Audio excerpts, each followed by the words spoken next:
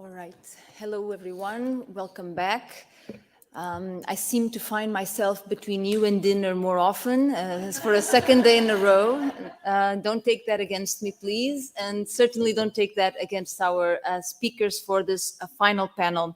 So we are finalizing today's discussions with a panel called Atlantic Security and Technology. We thought it was interesting to see also how this new impact of technology in geopolitics, in a way. Technology is one of the events that changes most our perception of space and the worth of space for human activities and political organizations. So we are looking here also at this interconnection between security and technology. And we have three speakers. I will, for the sake of time, not be reading the biographic notes that you have.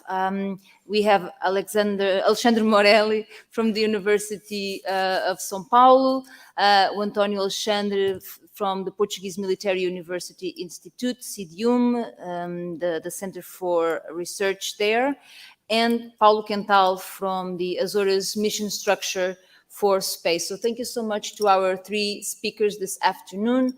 Remind you 15 minutes each for your presentations, and we'll follow the order of the program. So I'll give the floor to Alexandre for his presentation. Thank you very much. Thank you, Licinia, for your presentation, and also thank you to the organizers and the entities that support the conference and in our coming here to Santa Maria. Muito obrigado especial ao António e a Mônica and all their team for their hard work in the last months. Thank you very much. The historical international presence and outreach of Brazil over the South Atlantic can be told through different perspectives, including from colonial times, in which the contiguity of the South American and African territories was a political, economic, and religious reality for authorities and populations located in both these spaces. The international presence that we are going to mention here today will be based on the history of offshore oil and gas, which gained a new and huge importance in the last 15 years due to the discoveries of world-class gigantic reserves. The history of this abundance and of their exploitation is best understood with the mention of a particular framing of this space by the Brazilian armed forces, through the idea of part of South Atlantic as an extension of the Amazon system, a region called the Blue Amazon. Also, by strategically framing the Brazilian Atlantic as the Blue Amazon, and by understanding the area should be protected as a priority, that the Brazilian Navy tries to mobilize national support for its most important project, the building of the nuclear submarine. I will start then using the nuclear submarine as a nuclear provocation, to later follow with a brief discussion on the meaning of the Blue Amazon, to finally end with the Brazilian South Atlantic offshore oil reserves, a key element to understand Brazilian policies to the Atlantic. Over an extensive period of more than 3 decades, the Brazilian Navy has undertaken a series of efforts in the technological, economic, and political areas, all aimed at achieving a singular objective: the construction of its own nuclear power, but not nuclear-armed, submarine. The Brazilian Navy, through a rhetoric focused on the defending of territorial sovereignty over an expanse of more than 8.5 million square kilometers, seeks to expand its presence in coastal waters with 2 main goals: ensuring sovereignty over commercial routes and safeguarding an extensive territory rich in natural resources, densely populated, and economically significant. A crucial element to understand the acceleration of this project is the discovery in 2007 of huge oil reserves in the South Atlantic. The nuclear submarine ambition then starts to line up with the National Defense Strategy, approved in the following year of 2008, and the National Defense Policy from 2012. These documents lay out the strategic rationale of, and I quote, safeguarding territorial integrity and national sovereignty while restricting maritime access to foreign forces, end of quote. Placing at the Brazilian Navy both the primary responsibility to develop the means and the responsibility to achieve those goals. Established in 2008, a new initiative called the Submarine Development Program, or ProSub, as we call in Brazil, was conceived through a strategic partnership between Brazil and France. The project aims to create 4 conventional submarines, diesel-electric class, and 1 nuclear-powered submarine to be developed with Brazilian technology, including the construction of industrial infrastructure to support submarine operations. In addition to bolstering the Brazilian naval defense, the program is also a national response to promote the strategic development of the Brazilian technological industry. The first part of the ProSub finally achieved its first results late in 2022, last year. It delivered the first conventional submarine, diesel-electric class, the equivalent of the French Scorpion class, named Riachuelo, with a second one of the same time named Humaitá, now in sea trials and expected to be commissioned later this year. The next 2 diesel-electric submarines will be launched in the following years. The Navy is also exploring opportunities to sell these conventional type submarines to neighboring countries in South America, with the aim of increasing regional influence. The Brazilian nuclear submarine Álvaro Alberto, named after the Brazilian admiral who was a pioneer in nuclear research yet in the 1940s, is expected to be equipped with the first atomic reactor design and built in Brazil. It is currently in its 3rd phase of development. During this stage, contractual negotiations are underway to determine the necessary investments until 2033, when it's expected to be commissioned. Several factors have contributed to the project's delay, mainly in funding and technical complexity. The total costs of the project have already exceeded $6 billion. The Blue Amazon. As mentioned, a key strategic framing for the Brazilian Navy to gather civil support from the public and politicians in the development of the nuclear submarine is to conceive and nurture the idea or the strategic rationale of a Blue Amazon to be protected. They refer to a vast expanse encompassing not only the maritime surface, but also the seabed and subsoil, spanning the Atlantic stretch that extends from the coastline to the outer limits of the Brazilian continental shelf. In other words, this concept is intrinsically linked to the 3.5 million square kilometers of maritime space under Brazilian jurisdiction, destined for economic exploitation and territorial defense. Named in direct association with the Amazon rainforest, this Blue Amazon comprises resources playing a central role in Brazilian economy. As we can see in this slide, produced by the Brazilian Navy, showing that approximately 95% of the national oil production originates from this region, in addition to the exploitation of natural gas, representing 80%, and fishery, representing 45%. Both the National Defense Policy and the National Defense Strategy, which are also politically built documents, are used to support this view for part of South Atlantic. They state this region as, I quote, an area of geostrategic interest to Brazil, end of quote. Stating that, again, quote, the protection of natural resources existing in the waters, seabed, and subsoil under Brazilian jurisdiction is a priority for the country, end of quote.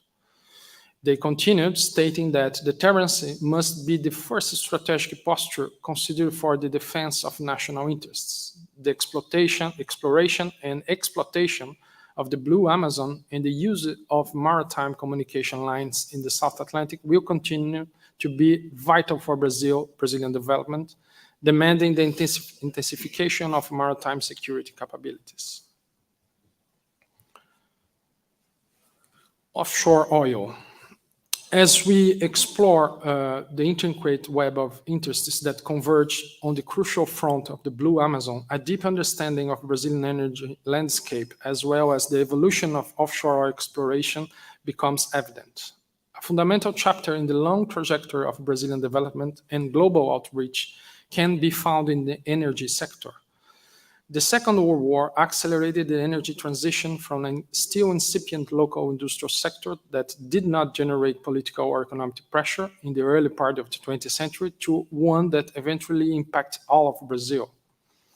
At that moment, in a socioeconomic environment still dominated by a rural population, dispersed through the country and dependent on coffee, rubber, and cotton, political leaders envisioned a fossil fuel-dependent culture that would build large cities and improve lines of communication, heavy industries, and manufactured goods. The issue of energy had gained a privileged role with the Código de Minas, the Mines Act of 1934, which nationalized the Brazilian subsoil, and with the first oil discovery in 1939 in Lobato, Bahia. In the following years, three alternatives emerged for the oil industry, with the first defending the exclusivity of the state in exploration and the prohibition of private capital investments, national or foreign. A second view defended collaboration between the state and national private capital. Finally, a third perspective called for no restrictions on private capital, whether Brazilian or foreign. No resolution, however, arose during the first post-war administration from Eurico Dutra until 1951.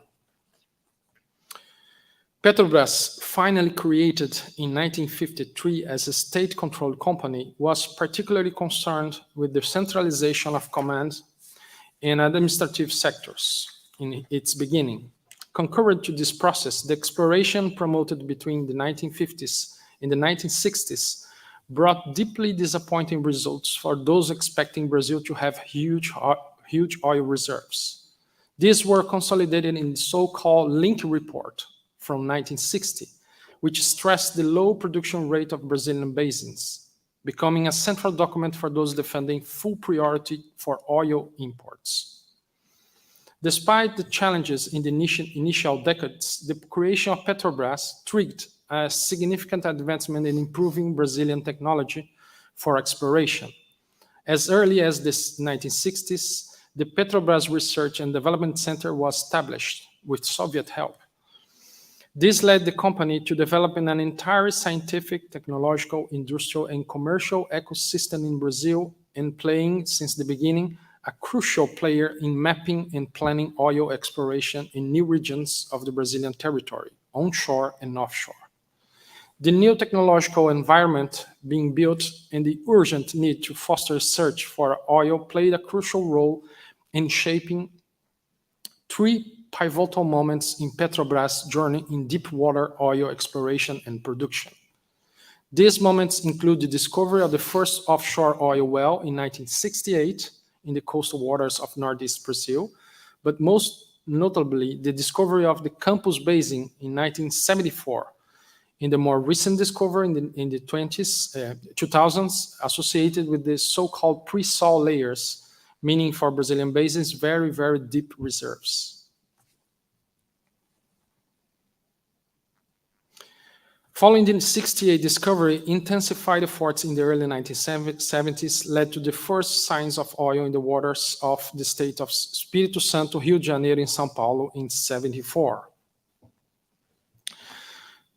I'm approaching the end, so.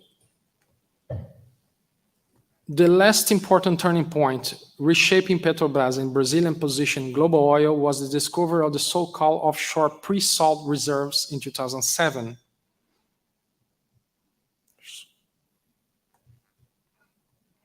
Essentially, the pre-salt is characterized by containing vast accumulations of light, high quality, and high commercial value oil. This is new to Brazil in terms of oil reserves. This discovery brought new opportunities for the global oil industry and also for fostering Brazilian growth, at that moment living the golden years of the first Lula's administration. In this regard, Petrobras undertook a series of research efforts and established partnerships with academic institutions to develop proprietary technologies for ultra-deep water operations. Actually, these reserves can be at depth of over 3,000 meters with a rock layer up to 5,000 meters, before reaching the reservoir, totaling distances exceeding 10,000 meters. Today, approximately 68% of Brazil's national oil production comes from the pre-salt, accelerating the level of national production and even allowing a greater international outreach than its Venezuelan neighbor, which has the largest reserves in the world, 20 times bigger than the Brazilians. In comparative terms, the daily oil production of Venezuela and Brazil presents a significant asymmetry. Brazil registered a daily production of about 3.2 million barrels of oil, in contrast to Venezuela, which currently produces approximately 1 million barrels per day.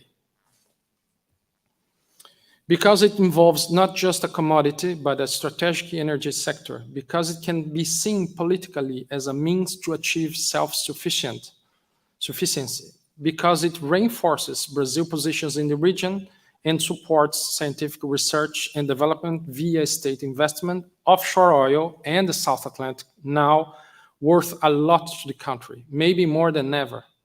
Any engagement with Brazil considering one of these questions should actually consider the whole to succeed. Whether only a nuclear submarine can protect all of this is up for debate. So let's debate. Thank you very much.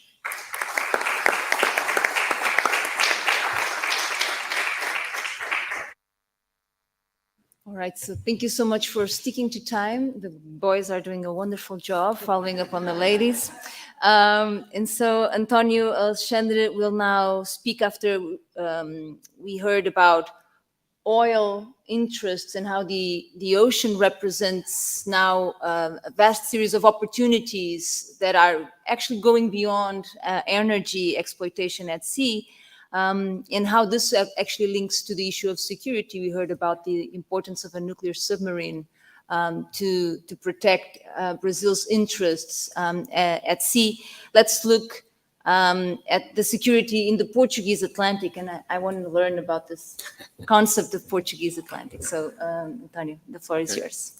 Good afternoon to all of you. I would like to start by saying that it is a great honor for me to be here, and so I would like to thank the LPAZ.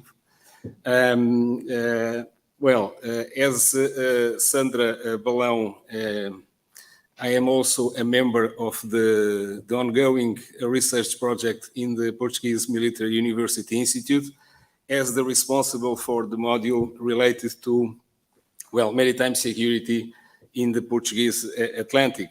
And my purpose for this presentation is to share some thoughts about the security in the Portuguese Atlantic based on an idea of some scholars in the beginning of this century, among them Basil German, that the security, a region's security is no longer confined to its own borders. So what happens in the distant maritime regions can influence the security of the previous maritime region.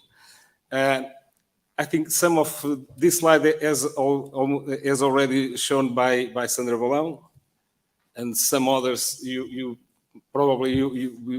may have seen in the previous presentations. But I would like to emphasize what is the meant by the Portuguese Atlantic, and I would like to drive your attention for these three maritime spaces. The most relevant, I would say, the economic exclusive zone has about 19 times the surface area of land territory. The extension of continental shelf, once approved by the United Nations, I don't know if it is in 5 or 6 years, it doesn't matter, but once approved, this space will have about 42 times the surface area of the land territory. And finally, the search and rescue region has about 62 times the area of the land territory. So we are talking about a huge area of responsibility of Portugal.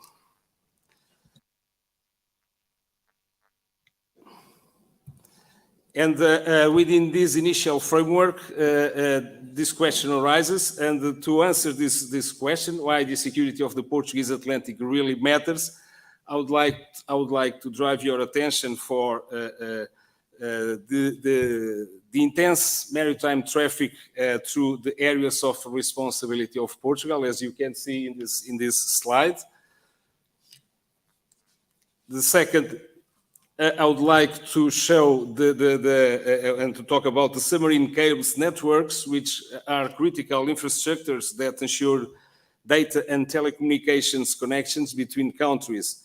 The economic importance of these networks lies in the fact that they account for almost 99% of international communications and data transfers.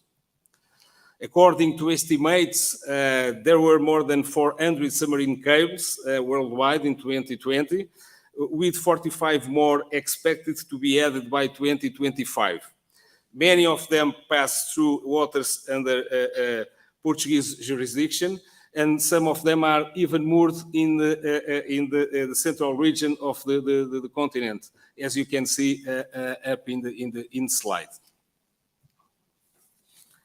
And finally, let me talk about the EU's external borders, which are 44,752 kilometers long, which 32,719 are maritime borders. Some of them, as you can see in the slide, across Portugal's areas of responsibility. Move on. This map presents the current migratory situation in Europe. Each circle represents one of the main migratory routes into the European Union. And if we zoom into the Western African routes, there were 6,408 illegal border crossings only during the first half of this year. This route connects Western African countries with the Canary Islands, but of course we can.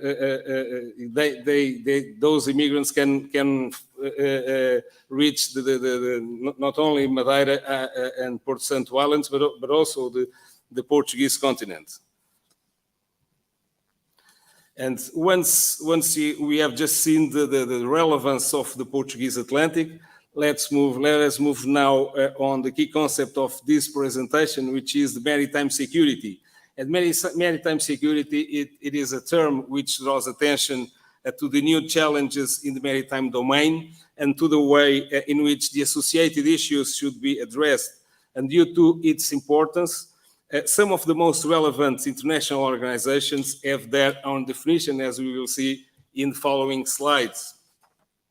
For the United Nations, for instance, there are two different views of maritime security. A narrow one involves protection against direct threats to the territorial integrity of states and includes security against crimes committed at sea, like piracy, armed robbery, and maritime terrorism. But there is another view, a broader one, that includes intentional and unlawful damage to the maritime environment, like illegal dumping of waste and depredation of natural resources, in particular illegal, unreported, and regulated fishing, IUU fishing. This is the definition for NATO. This one is the definition, a resume of definition for the African Union, and the last one is the definition for the European Union definition. And Portugal almost entirely follows the EU's vision.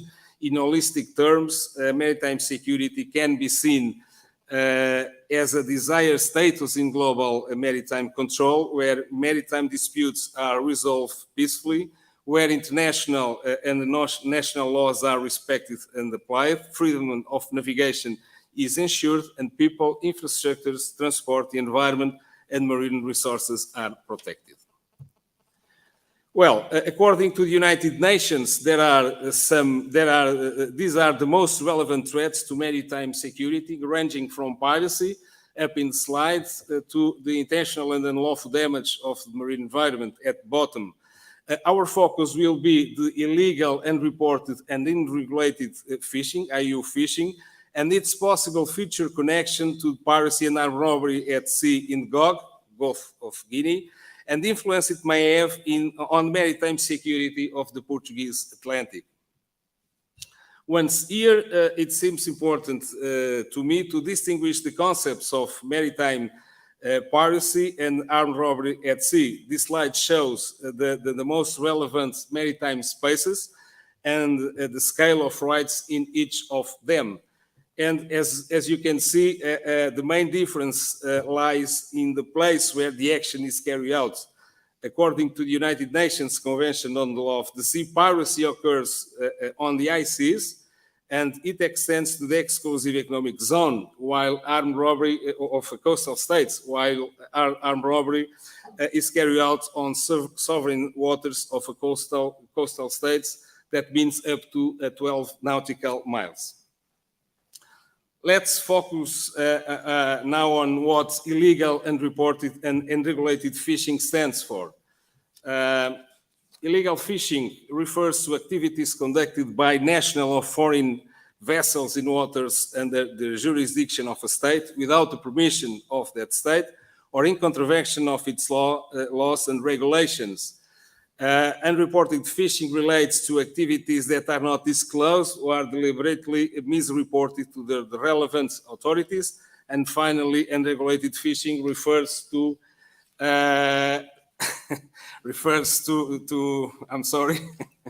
to activities conducted in areas where there are no applicable conservation or management measures, such as outside boundaries of the economic exclusive zone of any country.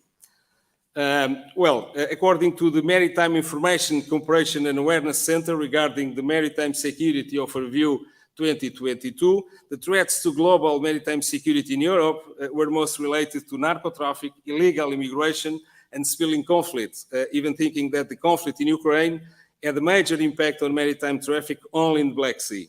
However, all these threats were with upward trend when compared to 2021. Our focus will be the potential increasing of illegal immigration. Regarding the GOG, not only narco-traffic, but also IUU fishing showed upward trend in 2022.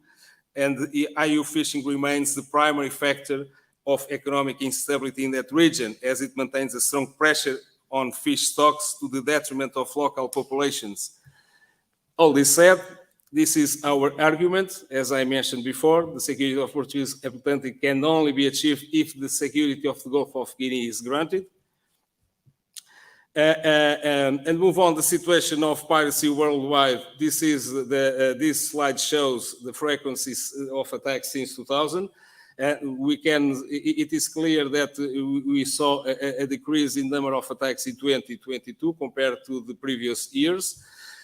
This slide shows the evolution of attacks in the first half of this year. It is clear that number of incidents in Africa has an upward trend with 20 events so far, the second more relevant after the Southeast Asia region when compared to 2022. Overall, the two hijackings of civilian vessels occurred in GOG, and of the 56 incidents of violence perpetrated by pirate groups against crew members of civilian ships, 46 corresponding to 82% occur in the Gulf of Guinea region, as you can see in this slide. Now let us see the impact of IUU fishing in GOG region.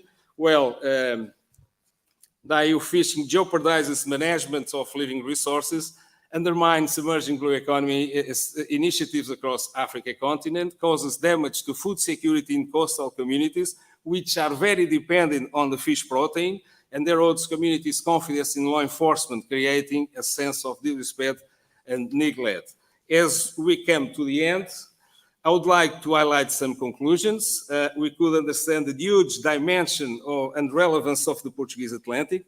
Maritime security can be seen as a combination of preventive measures and responses to protect the maritime domain against threats and intentional illegal acts. Nowadays, narco traffic, illegal immigration, and civilian conflict due to the ongoing war in Ukraine are the most relevant threats. The security of the Portuguese Atlantic is to be achieved beyond its traditional maritime borders, so it is necessary to combat threatening objects wherever they exist, as it is the case of Gulf of Guinea, and the phenomenon of piracy and armed robbery is far from being under control, as the incidents of the first half of this year clearly show. The Gulf of Guinea is the hotspot where the violence of pirate groups against crew members is most felt, and IUU fishing in GOG leads to the erosion of oceans' living resources, and in the absence of adequate living conditions and livelihoods, some populations may have an increased predisposition to engage in alternative activities related to transnational organized crime, like or such as piracy or other illicit traffics. And this proves, in my opinion, my argument that the potential rise of piracy in that region in the upcoming years, due to the upward trend on IUU fishing, can lead to a very significant growth of illegal immigration to Europe, thus contributing to the maritime insecurity in the Portuguese Atlantic. This concludes my presentation. Thank you for your attention.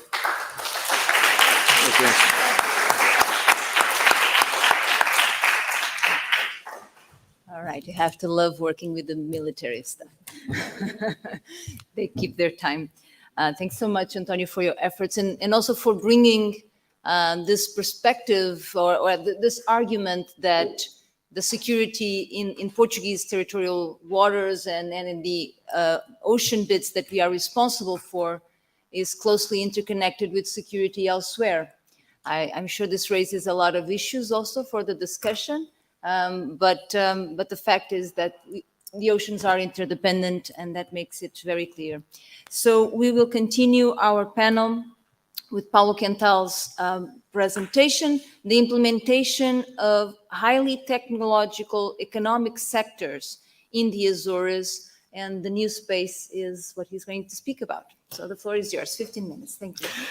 Thank you very much. I will try to keep on time and to raise a bit the microphone because I think I'm a bit taller.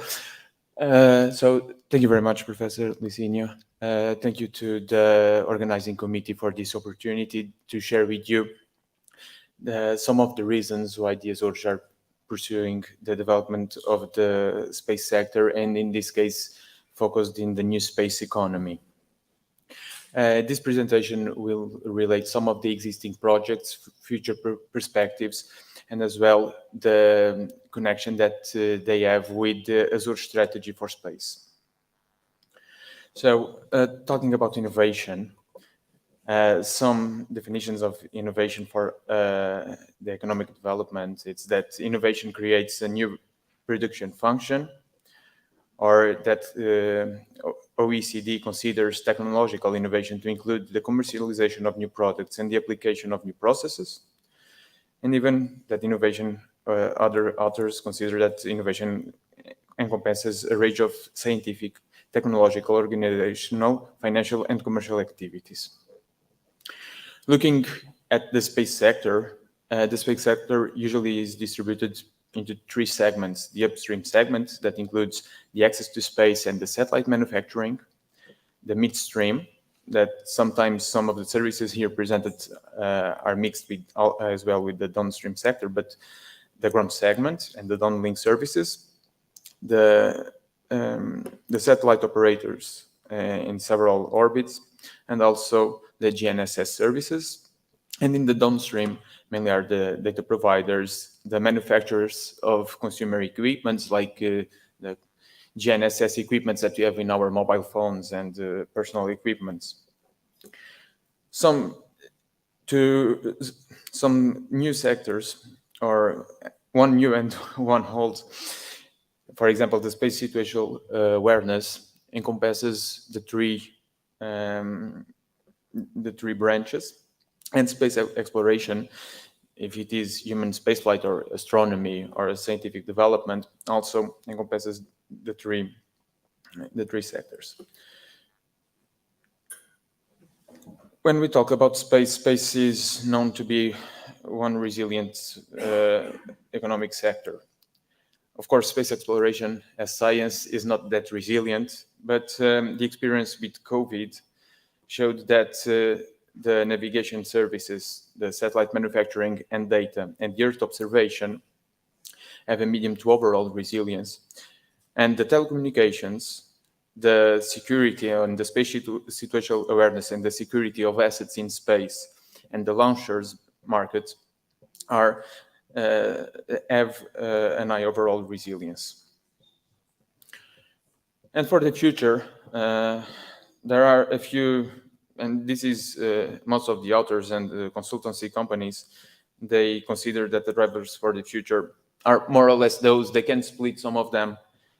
But for the Azores, we'll be mainly focusing in satellite launch and Earth observation and the service that can be provided, and try to explore some of the others, like space debris, where some capabilities are already installed. And maybe in the future, we can outreach the possibilities here. Sorry. And for the Azores space strategy for space, the strategic vision is to make the Azores the Atlantic hub for space. And why? Because of its geographical location, its support infrastructures already existing. For the region, also the opportunities to promote skilled jobs and also to promote other economic sectors. This is also an open door for international cooperation, as space is a diplomacy tool, and also to try to fight some limitations that the region has, like talent hunting. Those are just some examples and the main drivers for this purpose. So, of course, following the subsidiarity principle, the Azores space strategy for space is interconnected with the strategy Portugal Space 2030, and as well with the European Space Program. And its guiding principles is the alignment, of course, the priority to people's safety, well-being, and environmental sustainability, the regional inclusion to the benefit of the economy of all islands and their inhabitants, and the enhancement of the historic role of the archipelago, affirming the Atlantic centrality of the Europe through the autonomous region of the Azores. The strategic goals for this strategy is the economic growth, the development of capacities and competences, and to increase the visibility of the region and from the players that may operate and are interested to operate and are operating here in the region. To develop this strategy, 5 priority areas were identified. I'm not going to go through all of them in this presentation, but briefly, the development of the downstream sector, mainly the development of applications based on space data, the installation of test sites for space technology and integration with in situ networks, namely sensors here down on Earth, the promotion of access and return from space, to foster research, development, and innovation on the space sector, and also the dissemination, education, and scientific culture for space. In this strategy, we have an ambition that relies in cooperation, capacitation, to have the attractiveness to develop the sector. And in Santa Maria, we want to have the Space Island. And to talk about the Space Island can offer can increase the Europe autonomy in access to space. It can offer conditions to access space in vertical and horizontal launch. It is intended to reinforce Santa Maria as a point to return from space. We can also have suborbital flights for technological development. And as well, the access to space can act as a catalyst for the Azores space ecosystem. And to talk also what can be done here, I'm gonna just to share with everybody so we can be all in the same level, what are the orbits of interest that the space sector is looking. Nowadays, the new space business relies more in the lower orbits. Those orbits are the ones that are below 1,000 kilometers of altitude, and they can have different inclinations from the equator. They can be positive if they are in the same rotation as the Earth, or they can have opposite rotation, but we will see more of that after. We have geostationary orbits, mainly where the television satellites are for several years, and also old communications satellites and new ones. We all rely, especially here in the Azores, since the late 70s in satellite communications. And and to go to geo, just to give an idea, a rocket doesn't fly straight to 35,000 kilometers, okay? It starts revolving around the Earth and increasing velocity, so it can increase its altitude compared to the Earth center. Between the low Earth orbits and the geostationary orbits are the middle Earth orbits, where usually are the GPS, Galileo, GLONASS satellites around 16,000 kilometers. And about launchers. Usually launchers are segregated in 3 different categories. Here in the Azores, we are looking at small lift launch vehicles, so the maximum payload capability is below 2,000 kilograms. We also have mid-lift like Soyuz and heavy lift like Ariane 5 and Falcon 9. And with Starship, we will have super heavy lift with more than 1,000 tons of payload capability. Just to give you an idea, usually the payload mass is between 1% and 3% of the weight of a launcher. So most of the launcher weight is fuel to be able to place the payloads in orbit. At low Earth orbit, there is one very interesting orbit that is sun-synchronous orbits. They are the best ones to Earth observation. And the Azores have the best potential in Europe to launch to sun-synchronous orbits. That's why I spent this amount of time sharing this with you. And this is just a view. So most of the Starlink satellites are near Earth and several others are way outside. This is more or less in scale, just to give an idea. And we would like to develop something like what has been built in New Zealand for Rocket Lab. Talking about returning from space, this is one of the new business sectors that may appear, and the goal here is to send a satellite that will be for between a few weeks to 2 or 3 months in orbit, that can offer new possibilities for the pharmaceutical industry, beauty and personal care, semiconductors, and even for organ production, artificial organ production. And why the Azores as a returning point from space? This air traffic flow chart is from 2015, but the trend is almost the same. So the competitors of the Azores have very heavy air traffic, but we are on the middle of the Atlantic with a special air traffic control zone with special characteristics, and this increases a lot our possibilities to be the main return point from space in Europe. Just to give you an idea, I'm not going to identify this area from which launch it is. This was not the real one, but just to give you an idea of the dimension that may be needed to be segregated for a return operation from space due to probabilities.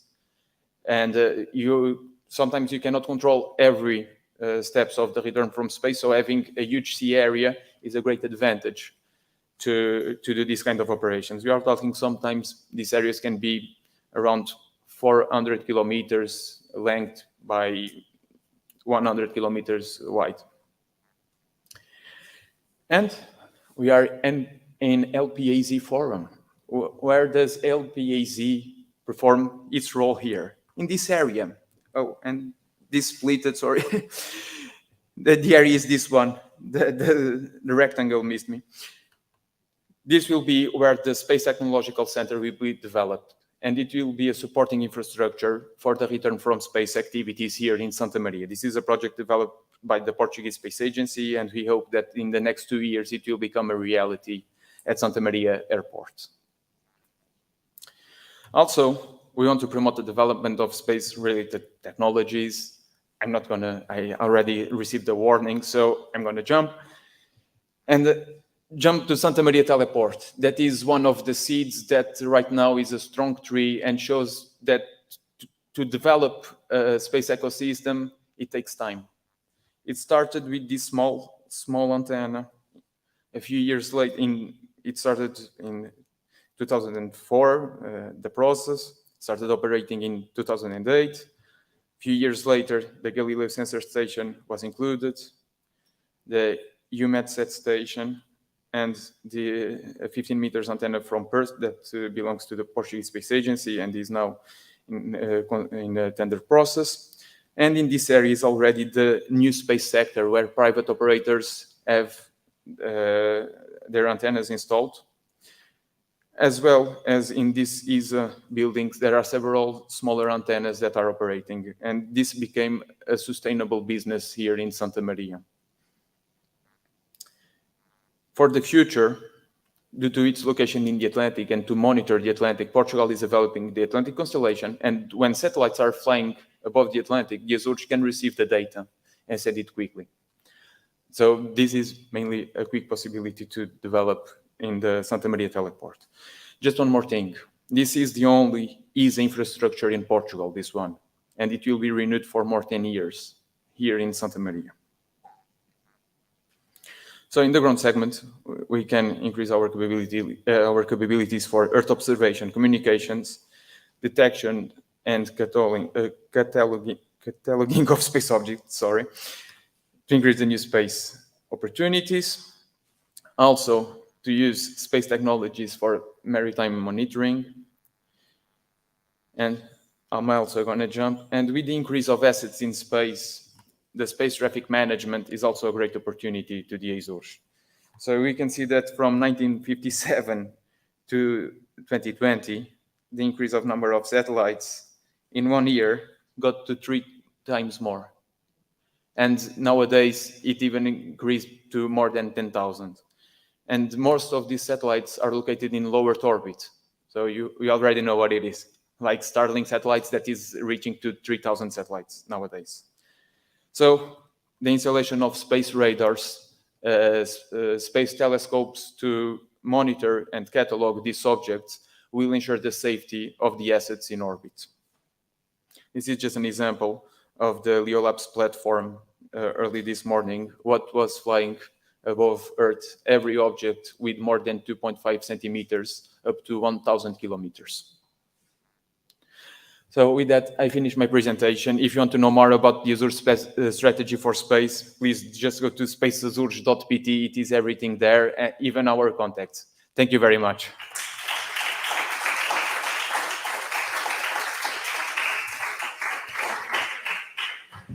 Thank you so much for keeping the time, and I think we still have 15 minutes, give or take, for a discussion, for questions. So raise your hands. There you are. First question. I think we can take 2 or 3 and then come to the table. If we have enough time, we can then go for another round, please. Hi, this is a question for Paulo.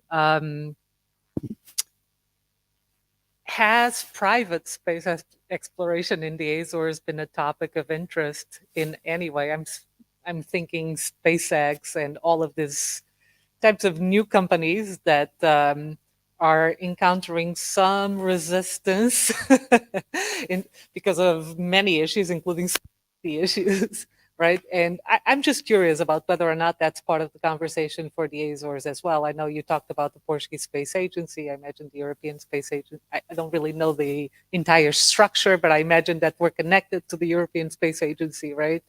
And if not, then why not, right? Because economically it could be a boon. Obviously, some safety issues and some legal issues that would stop that from happening. But anyway, just curious about the private sector on that. All right, thanks so much. Any more questions or comments? No?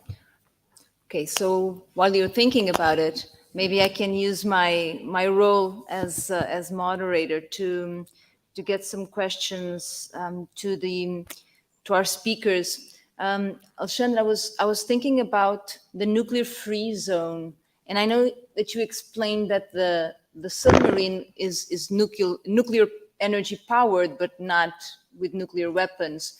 Are Brazil's neighbors kind of agitated with Brazil's acquisition of nuclear-powered submarines and what that might mean for regional balances of power and so on? I'd like to hear you on that. And also for António, I was thinking about this idea that we discussed earlier on about the difference between security and safety. And when we get everything under the umbrella of maritime security, many of these activities that are civilian or economic by nature may tend to become militarized. And what this means is that we feel that they need to be protected by military assets. And that also puts pressure on governments to increase military spending, because we see that the navies or, I don't know, even the Air Force through satellite means need to control these things and monitor. So is this something, how can we discuss this about the Portuguese Atlantic, and at a time when we are having a discussion on a Portuguese maritime security strategy or something of the kind? How important is it for Portugal, and you know very well the reality of our country, to separate as much as possible the two discussions? And perhaps also to Paulo, I think we've been hearing for a while now this interest of having the space technology grow and develop. And tomorrow you will visit some of the facilities that were shown here, and you will hear more about it. You've been engaged with this process for a while yourself. What would you say are the major hurdles and the obstacles that the Azores and Portugal, because I don't think we could speak of a Portuguese space strategy without the Azores, to be honest. So this is where the bulk of it is. What are the difficulties that we are facing, and why can't we move faster? Because I feel that we are also perhaps losing opportunities here. So just anyone else? Maybe in the okay. We just need the microphone. And then you can still think we'll have another round, I think. Okay, for Paulo. It's about the space industry, and generally what happens is that we also have spatial dust, which is a problem. And if you have, for instance, protected areas, and you have satellites, and the satellites have to return home. And when they return home, generally, they go into the ocean, and they are not recovered. This is something, I don't know if you are already thinking about how to manage this. Yes, we don't want more litter in the ocean. Thank you. Even the dust, because yeah. All right, so I will give the floor back to our speakers in order of presentation, perhaps, to give some time also for Paulo to organize. Okay, thank you, Licina, for your question. It's hard to give just one perspective regarding South Atlantic environment, let's say, in terms of politics and concerns about Brazil, but Brazil is working to present the project also as a positive reality for the region. Two examples. First, Argentina. Brazilians are working together with the Argentinians in the building of the reactors. We have 3 reactors, nuclear reactors, in the building now in Brazil. One for our third usine of energy power plant, which is being built in the state of Rio de Janeiro. The second one for we call multi-purpose reactor, so we can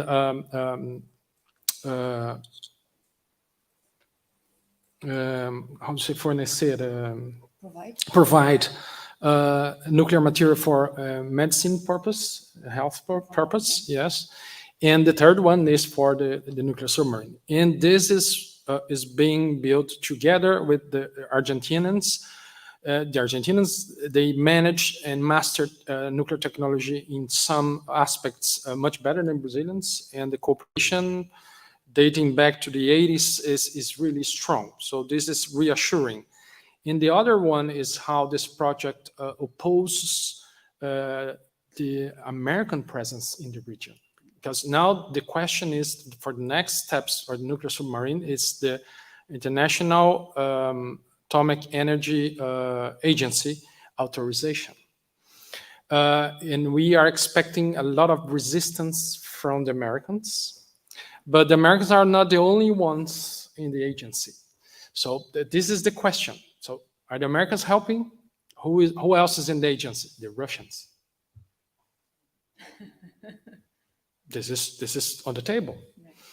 So for the region, it's also a question of balancing of power regarding actors from outside the region. So that's all I could say for now. Thank you. Okay, so thanks so much, António. Well, thank you, Licini, for your question. I would say that the main difference between security, maritime security, and maritime safety is related to the intention on the action carried out at sea. So maritime security, there's an intention for someone to provoke something bad in maritime domain. Safety is more or less related to there's something bad, especially to the environment, maritime environment, but there is no intention to provoke that. So that is the big or the main difference between these two concepts. Of course, security is relating to the Portuguese organization. There are a lot of internal organizations that take care of maritime safety, and I think it is well put in place. It is rolling normally. Regarding the security, security, there's a lot of also organizations, internal organizations that are related to the maritime security of the Portuguese areas of responsibility. And in that case, in concrete, I think there are some gaps that must be filled as long as the authorities have the means to fill that gaps. We need of course assets, of course, but also maritime assets. The previous panel, one of the panelists presented the situation of the naval assets, of the Portuguese Navy assets, and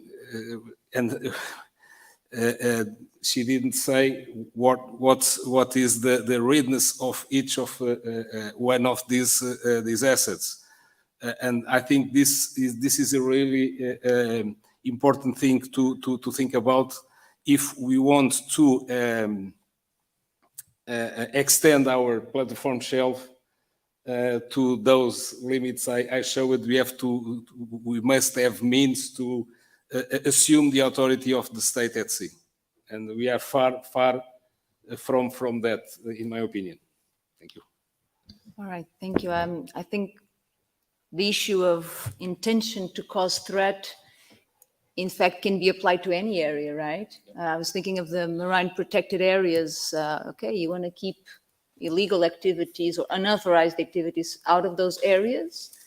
Can the police monitor that? Or if you think, there is intention to cause harm, then perhaps you need to get other agents there, military perhaps, and others. So it's a matter of perception also, of threat perception, which is a political issue, of course. Paulo. Well, thank you for the questions. So the first one, what about American companies? If they are publicly funded, Portugal needs to sign a technological safeguard agreement with the USA. And from that, the Azores, we don't have foreign affairs. So this is something that is being pursued. is not easy. The UK only managed to do that after they left the EU. And Brazil also managed to do that for launches from Alcântara. But despite that, we have the Space Debris Radar at the teleport that belongs to Leo Labs, an American company. So there are a few services that can already be provided. Regarding launchers, things are not as easily solved as we would like it to have. And also, if you look to SpaceX, to launch from Santa Maria, we need to clear people from off of the area of the islands, or more or less. So let's look at smaller launchers that can provide a service very well integrated and keep Santa Maria great for the other economic sectors, okay? Exactly. Taking from one question about maritime safety, and just to add, we have a lot of data, and sometimes what you don't have is coordination to share the data quickly. And because we cannot cover all the area that we have in the Atlantic, but satellites can help, cameras on shore can help, but the people that need to enforce that authority, they need to know, and they need to know fast. And this is something that national authorities, not entities, entities and authorities, both of them, sometimes it's time to sit down and to check how can we improve our country together, and like in a kayak, let's all row to the same direction. Sorry, I don't want to intervene, but well, about the space technological sector to grow and the main obstacles in Portugal.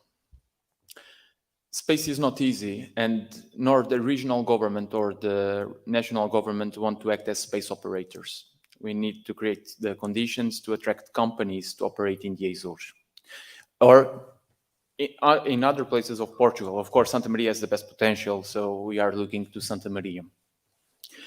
And sometimes, this is more or less a joke, but a lot of companies will be ready in 6 months, but they were ready 6 months ago in 6 months. They are not ready. Today they are saying that they will be ready in 6 months, and probably in the next six months they will be ready in the next.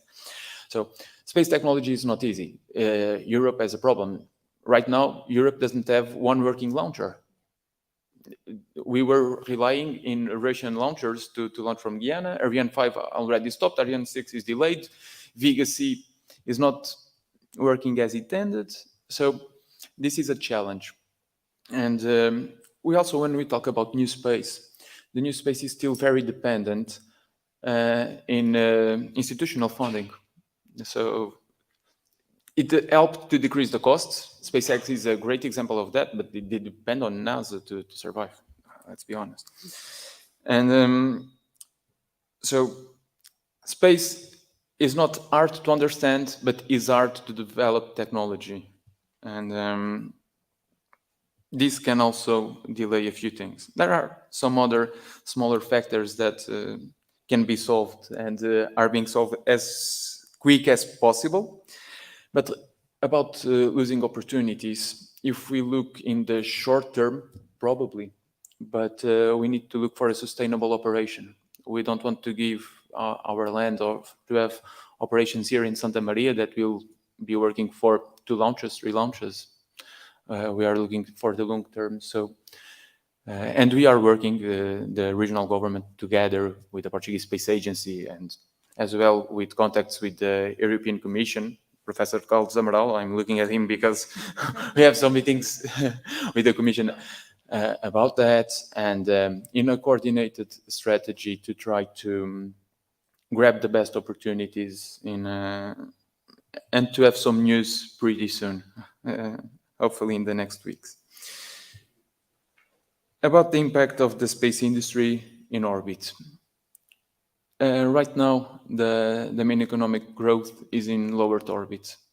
And what is in low Earth orbit will return to Earth, because we say that usually above 100 kilometers, we have no atmosphere, but we do. The International Space Station, every two to 4 months, needs to have a bit of propulsion to regain its nominal altitude. So space debris will tend to come back to Earth if they are in the low Earth orbit. They can take 40 years to come back. If they are lower, they can take 40 days. For example, SpaceX launched the Starlink constellation 1.5 years ago. They were waiting at 200 kilometers to synchronize to go to the right place where they wanted them to be. A solar storm happened. It changed the density of the atmosphere, and they lost all the satellites. So these things will come back to Earth. About the impact on the sea. In the return from space operations, the goal is to recover what is on the sea. But as with all human activities, there is a compromise. For example, when we install solar panels in the field, we are damaging the environment. But there is a compromise that it may be better than burn oil or other technologies. I'm pro-nuclear, but besides from that, human activities need to balance how can we best manage. But for example, to monitor the ocean, a satellite emits in all its life cycle, or a satellite constellation will emit and pollute will pollute less than having helicopters or even ships doing that. So this is a compromise that humans have to do. And also the sustainable use of space is a concern for both for Europe and for Portugal. We don't want to lose satellites in orbit, and when they go to orbit, they need to have a plan to recover and to get back to Earth. And if they can be recovered, there is also an environmental assessment because if we are dropping inert components to the sea, it's different than having active components that can poison or damage an area. And these satellites in low Earth orbit, they are also not that big. In geostationary satellites are the size of a bus. Some of these Earth observation satellites in low Earth orbit, they might be less than 1 cubic meter, most of them. So yeah, a bit of common sense, but common sense is not easy to define. Thank you. Thank you so much. I think the ladies won for a few minutes only. I know António wanted to say something. Before he does, of course, satellites don't do the same functions as helicopters and boats, because you may see something, but you cannot act with the satellite. So that's a bit of a difference. And I don't know if that's what António wanted to mention. That's the point. Yes, I fully agree with Paulo, but still we need to have the necessary means to go to the places, to the areas where the threats exist, to fight them. Otherwise, they continue. Sorry, I don't want to get in a dialogue, but I didn't make myself clear enough. Okay.